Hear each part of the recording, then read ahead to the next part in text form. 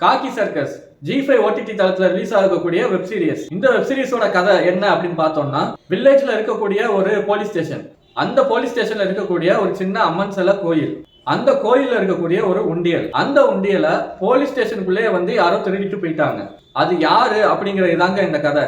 First இந்த web series எப்படி போகுது எப்படி இருக்குன்னு பார்த்தோம்னா, காக்கி சட்டை முதல் 4 எபிசோடுமே ஒரு மாதிரியான சைலண்டா ஒரு போலீஸ் டிராவலோட ஒரு ஸ்டோரியா ஸ்டேஷனுக்குள்ள வந்து இந்த உண்டியில திருடுற அளவுக்கு யாருக்கு தைரியம் இருக்கு. அப்படி திருடுனாலும் அவங்க வேற எங்கேயாச்சும் திருடி இருக்கலாம். ஆனா இவங்க வந்து வேற எதையோ மைண்ட் தாட்டா வச்சு போலீஸ் ஸ்டேஷன் உண்டியில தான் திருடணும்னு திருடி இருக்காங்க அப்படிங்கிறத ஹீரோ கொஞ்சம் கொஞ்சமா சொல்லிட்டே வர்றாரு.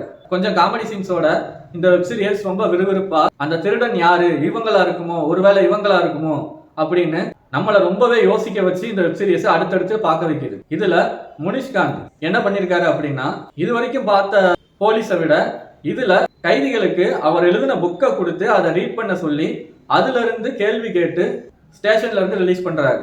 என்னன்னா, அவர் எழுதின புக்கை படிச்சா கைதிகள் எல்லாம் திருந்திடுவாங்க அப்படிங்கிறது முனிஷ்காந்தோட ஒரு நம்பிக்கை.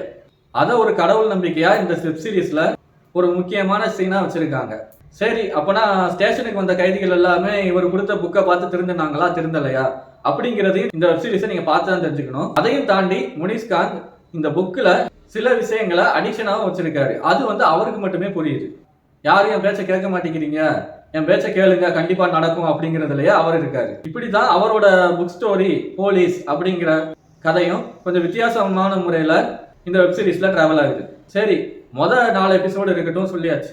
கடைசி இருக்கிற 2 எபிசோட் எப்படி இருந்தது அப்படின்னு கேட்டோம்னா, அதுலதான் காமெடிக்கு காமெடி, ஆக்ஷனுக்கு ஆக்ஷன், த்ரில்லருக்கு த்ரில்லர், இவங்க தான் அந்த வில்லனா அப்படின்னு ட்விஸ்ட உடைக்கிற மாதிரி ஒரு வில்லனே வந்து நான் தான் சொல்ற அந்த சீனு, போலீஸ் கண்டுபிடிச்சும் அவரை ஒன்றும் பண்ண முடியாம இருக்கக்கூடிய ஹீரோவோட மனநிலை, இப்படி நிறைய இதா கொண்டு போய் உண்மையிலேயே போலீஸ் ஸ்டேஷன்ல ஒரு உண்டியல் காணாம போச்சுன்னா நேச்சுரலா எப்படி இருக்குமோ அதை அப்படியே இதுல ஒவ்வொரு எபிசோட்லயும் வெப் சீரிஸா பண்ணியிருக்காங்க. இதுல நிறைய ஜாலியான சீன்ஸும் இருக்கு. அந்த திருடன் யாரு அப்படிங்கிறத எப்படி கண்டுபிடிச்சாங்க, கண்டுபிடிச்சு அந்த திருடனை ப்ரூஃப் இல்லாம அரெஸ்ட் பண்ண முடியல. சோ அந்த ப்ரூஃப் எப்படி கிடைச்சிச்சு, அந்த திருடனை அரெஸ்ட் பண்ணாங்களா பண்ணலையா, யார் அந்த திருடன், ரொம்ப மாஸ்லாம் இல்லைங்க திருடனுக்கு, ரொம்ப சிம்பிளா நேச்சுரலா கேஸ்டிங் கால் எல்லாமே சூப்பரா அருமையா பண்ணியிருக்காங்க.